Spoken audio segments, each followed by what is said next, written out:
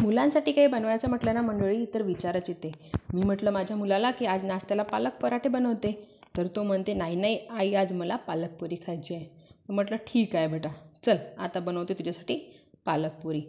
राम राम मंडळी, आपल्या सर्वांच्या आई माझी लाडाची या माझ्या यूट्यूब चॅनलवर स्वागत आहे.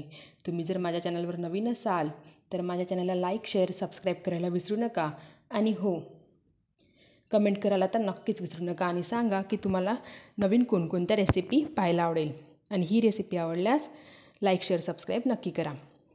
चला तर बनवूया मग आता माझ्या मुलांनी सांगितलेली पालकपुरी.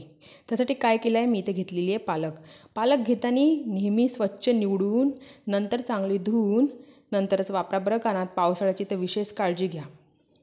तर मी व्यवस्थित पालक निवडली, त्यानंतर स्वच्छ धुवून घेतली, त्यानंतर त्यामध्ये एक टोमॅटो, एक कांदा हे सर्व उकळून घेतलं आणि मग त्याची पेस्ट बनवली. आणि हो, त्यामध्ये मी टाकलं होतं थोडंसं लसूण 5-6 कळ्या आणि कोथिंबीर. हे सर्व मिश्रण मी वाटून घेतलं. त्यानंतर ते कोपरामध्ये काढून घेतलं. त्यामध्ये टाकलेलं आहे मी आता गव्हाचं पीठ, चवीनुसार तिखट, थोडीशी हळद, 1 चमचा आमचूर पावडर, जिरं, पांढरे तीळ आणि हो थोडीशी सौंफ आणि ओवा. हे सर्व हातावर थोडंसं क्रश करून टाका. चव मस्त येते बरं का पुरीला. आणि व्यवस्थित सर्व मिश्रण मिक्स करून घ्या. आधी हे सर्व मिश्रण मिक्स करून घ्या. आणि हो, मीठ नक्की घाला बरं का, मी ते सांगायला विसरलीच. मीठ टाका आणि व्यवस्थित मिक्स करून घ्या. बघा, हे पीठ मी त्या मिश्रणातच भिजवलेलं होतं. लागल्यास तुम्ही वरून पाणी घाला. व्यवस्थित पीठ मळून घ्यायचं मस्त, म्हणजे आपली पुरी एकदम सॉफ्ट आणि मस्त बनते.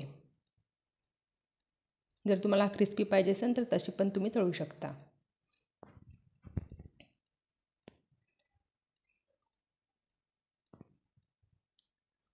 आता आपलं पीठ पूर्ण मळून झालेलं आहे.